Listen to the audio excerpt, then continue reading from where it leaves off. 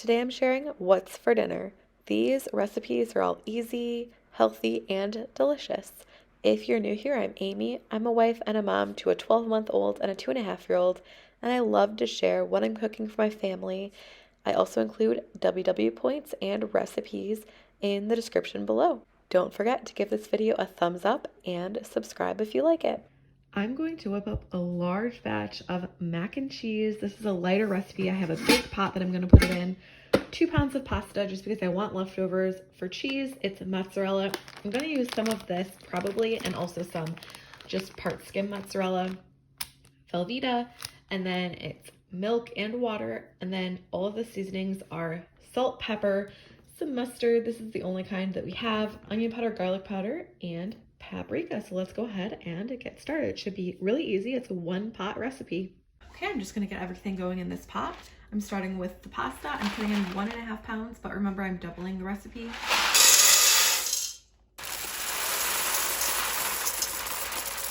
All of the seasonings are going in. So this is salt, this is the garlic powder, onion powder, paprika, and black pepper. I'm just gonna squirt in a bit of mustard, and I have a bag of just fresh cut broccoli. I'm just gonna go ahead and dump that in. This is not in the original recipe, but I thought, you know, why not add a little bit of veggies to this? Because I'm adding the broccoli, I might add some extra seasoning just to make sure it has enough flavor.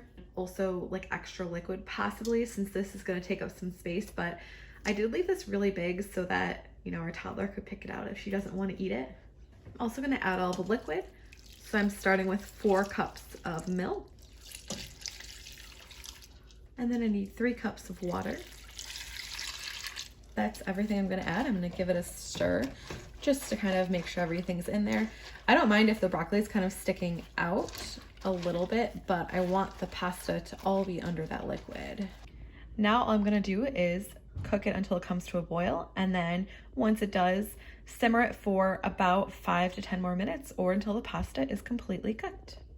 While the pasta cooks, I'm getting the cheese ready.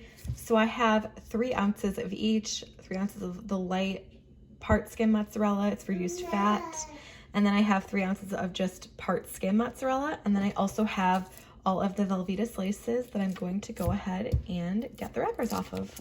I did cover this with a lid for a little while just because I wanted the broccoli to steam. Once the water and the milk came to a boil, I went ahead and took the lid off just so some of the water would kind of evaporate and it wouldn't be so liquidy. I don't know if you can tell, but there's not too much liquid, but there is still some in there. But the broccoli and the pasta is tender. So we're gonna go ahead and add in all of that cheese and give it a really good mix. And once everything is mixed in, it's gonna be ready.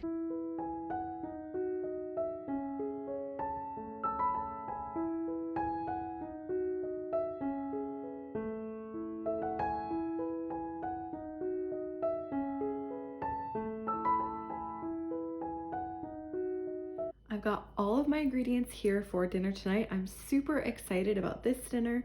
I'm gonna be making kind of like a Philly cheesesteak. So I'm gonna use beef. I have this shaved beef. I would say just use whatever kind of beef you have, and you can just slice it thin like any sort of steak. I'm gonna put it on some rolls. These are mini rolls, so they're 4 points each, or 150 calories per roll. I have provolone. I'm just gonna put a slice on each, maybe a half slice on each, depending. I'm gonna slice up an onion and a pepper. Use whatever color. I have green. I have some garlic cloves. These are pretty small, so I'm just gonna use all of them. And then to season it, I love using tamari in any sort of meat, especially beef. It's a really great flavor. It's salty, but it has just kind of a richer flavor, I think, than just normal salt and pepper. So let's go ahead and get started. This shouldn't take very much time at all, and I'm hoping it'll be super delicious. I rinsed off my onion and pepper, and I'm just gonna go ahead and slice both of them up. I also think this recipe, if you're trying to keep it a little bit lower in points or calories, would be really good with chicken breast. You could do exactly what I'm doing, but use chicken instead of beef. You could even season it the same. Just make sure to cook the chicken all the way through, and it might take a little bit longer just because this beef is so thinly sliced. I have some butter in here, and I'm gonna go ahead and put the onions in first. I'm just gonna give them a head start by a couple of minutes because I want them to caramelize. And you can just skip the butter and just use water, but I do like to have a bit of fat. Like, I just think it provides more richness and more flavor. But I will be adding some water as well. Just do what you want, you know, add butter or don't add butter. But I added about a half tablespoon of butter. I've given the onions about a 5-minute head start, and now I'm gonna go ahead and add the peppers, and I'm adding just a little bit of water. I feel like this also is nicer because I don't have to stir it quite as often, since you can see the water on the bottom. We want the onions and the peppers to get a little bit caramelized. Gonna be so tasty. These look really nice. They're not completely caramelized, but in order to save some time, I'm gonna leave them like this. They'll still have some nice flavor because you can see they do have some color on there. So I'm gonna set this aside. I only have this one kind of skillet pan, so I'm going to take out the onions and peppers and put in the steak. I'm gonna add a little butter, and let's get the steak in there. I'm going to try to put everything kind of in as even of a layer as I can, just having everything. I don't want things overlapping. I don't want too many things touching, that sort of thing. Your steak should sizzle when you put it on a hot pan, but I actually had to move it from a different burner just because this burner is actually broken, but it's the easiest burner for me to record on. So I'm adding a little bit of tamari and some pepper, just using my fingers, and I'm gonna add a little bit of that garlic. I don't wanna add all of it just because, you know, I have more batches to do. So I'm gonna brown this up. It should only take like a couple minutes per side. It should be super quick. It's been only a couple of minutes, but you can tell that the brown is starting to come up to the top, so it's already ready to flip. So I'm gonna go ahead, flip it. I'm gonna kind of mix things a little bit just to make sure the garlic is on all of these pieces of steak.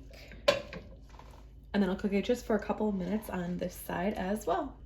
This looks good to me. There is still a tiny bit of pink, but we are gonna cook it in the oven just for a couple minutes so the cheese melts on top. So I'm gonna call this a win, and I'm going to just keep doing it until I've done all of the beef. This is ready to go, and I have to say this smells amazing. I'm gonna weigh out the steak so I can get the amounts that I want on each of the buns.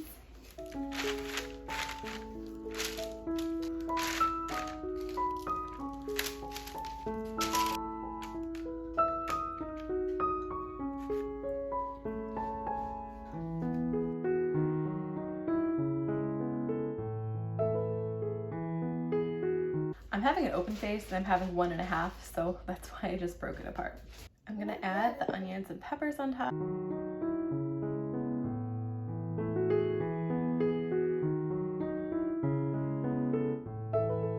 I also have some mild banana pepper rings. I'm gonna put those on top as well. And I just turned my oven on to broil, so I'm gonna broil these up just for a few minutes. And now I'm going to place on the cheese. You could use light cheese if you want. The cheese I'm using is 100 calories per slice, or I think it's 3 points. I'll write it below if it's a different number. It could be 4, but I think it's 3. And now I'm just going to broil this up just for a few minutes until the cheese melts and gets a tiny bit golden. I just took this out of the oven. It looks so good. It smells so good. I can't wait to dig in. 3 halves, so like these 3 halves, for example, it's 15 WW points because there aren't really any 0-point foods on here besides for pepper and onion. And it's 640 calories. Of course, that would differ depending on the exact ingredients you're using. But I will include the recipe in the description below, as well as the link to the WW Recipe Builder.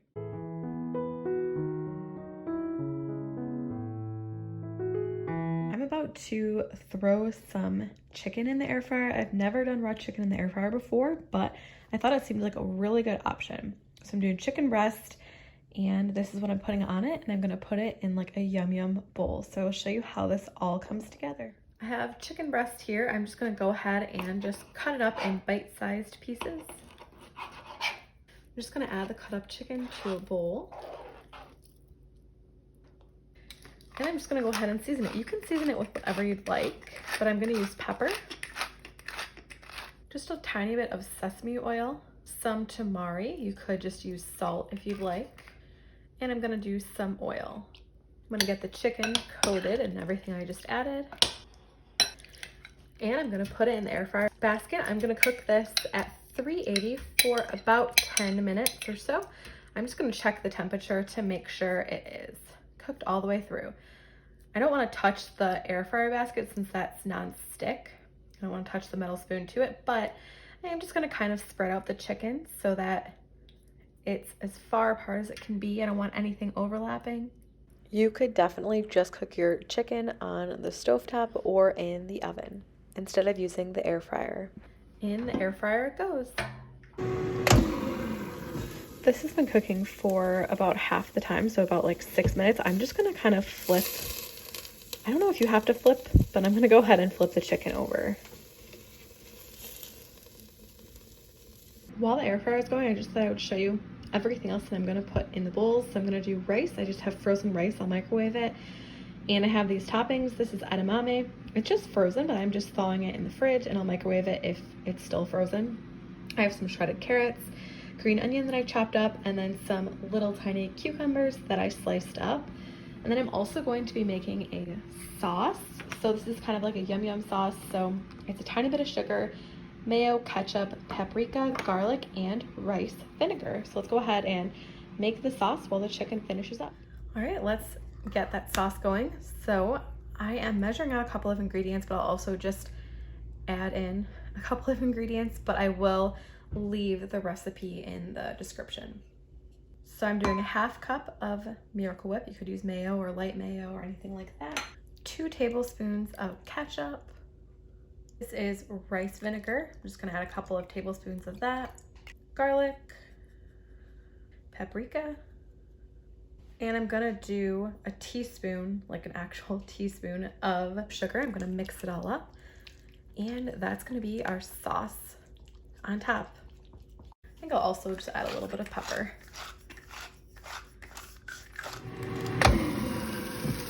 I'm just gonna go ahead and take the temperature to see if it reaches 160. I'm just gonna go ahead and pour it in this bowl. I mean, it smells really good and it looks good. It looks like it kind of has a crispy outside and a really tender inside. I will let you know how it tastes, but really easy in the air fryer. And also it doesn't look like the cleanup should be very hard either. For this recipe and all the others, you'll probably have noticed that I'm just leaving the points kind of on the screen so you can check that out, but I will show you how this looks when I plate it all up.